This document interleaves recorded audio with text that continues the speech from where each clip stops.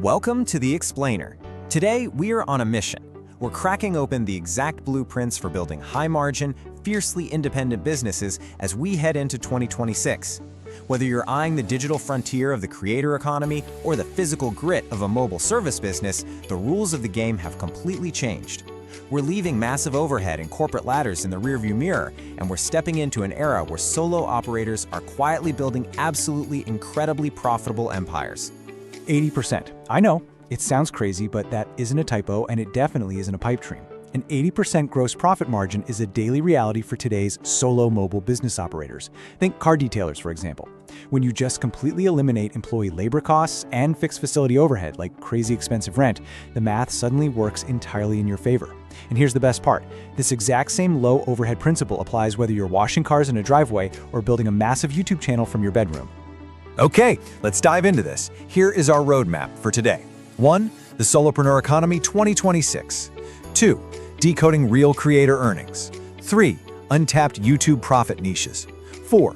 Physical mobile business margins. And 5. The 2026 Solopreneur Playbook. Section 1. The Solopreneur Economy 2026. The Digital Migration. So, modern solopreneurs are ditching traditional employment entirely to strategically exploit data-driven niches. And if you want proof of the sheer economic power of this digital frontier, well, the global influencer marketing industry hit a staggering $21.1 billion in 2025. That's billion with a B. There is a literal river of capital flowing away from traditional advertising and straight into the pockets of independent creators and solopreneurs who know exactly how to capture an audience. But how are they actually capturing that capital? If you think they're just relying on platform ads, that's a total myth. Just look at this breakdown. Only 34% of primary creator income comes from ads. A whopping 50% comes from sponsorships and brand deals, and the remaining 16% comes from digital products and affiliates. A diversified approach is the true structural foundation of digital wealth. Let's be real. If you only rely on the algorithm to pay you, you're pretty much setting yourself up for failure. Section 2. Decoding real creator earnings beyond the hype. Look, it's so easy to see massive view counts and just assume a creator is a multimillionaire, but the reality comes down to understanding two absolutely crucial terms. First, CPM, or cost per mil. That's what advertisers pay YouTube for 1,000 ad impressions. But RPM, revenue per mil, that's what you actually earn per 1,000 views after YouTube takes its massive 45% cut. Beginners obsess over CPM all the time, but RPM is the only metric that dictates your actual take-home pay. Simply put, if your CPM is $10, your RPM is roughly $5.50. You've got to base your business projections on RPM or you're going to be in for a rough surprise. So let's map out what a realistic earnings trajectory actually looks like. The first 1 to 6 months, it's a grind. It's focused purely on growth, and you're likely making less than $100. Between 6 to 12 months, okay, you might start landing your first brand deals. By months 12 to 18, you're hopefully seeing regular sponsorships. But honestly, it really isn't until months 18 to 24 that you become fully full-time viable, crossing that $3,000 to $10,000 a month threshold. Consistent, long-term effort is literally the price of admission here. But here's the catch. Your timeline is heavily affected by what you actually talk about. There is a massive financial divide between niches. High-value topics like personal finance command CPMs of $15 to $22. Why? Because banks and brokers are advertising high lifetime value products. Compare that to gaming. Sure, it gets massive traffic, but it only pulls a $5 to $10 CPM because the advertisers are mostly just selling headsets and keyboards. To put it in perspective, 1 million views in finance will drastically outperform 1 million views in gaming every single time. Section 3. Untapped YouTube profit niches. Low comp, high profit. Now, what's really interesting about this slide is where the smart money is actually going. If niche dictates revenue, where should a savvy solopreneur look? We're seeing explosive velocity in hidden micro niches. We're not talking about your generic daily vlogging. Betrayal narratives? They're seeing a 21x growth multiplier. They keep viewers hooked for insanely long watch times, and you can produce them entirely faceless with AI narration. English podcasts, also 21x growth, tapping directly into global education dollars. And senior health is seeing 19x growth, targeting an older demographic that actually has significant disposable income. These are automated, faceless opportunities with just massive growth potential. And if you're building an audience in one of those niches, you absolutely need to remember this insider secret. A creator with 50K highly engaged followers earns more than someone with 500K inactive followers. Brands have gotten incredibly smart these days, you guys. They do not care about vanity metrics anymore.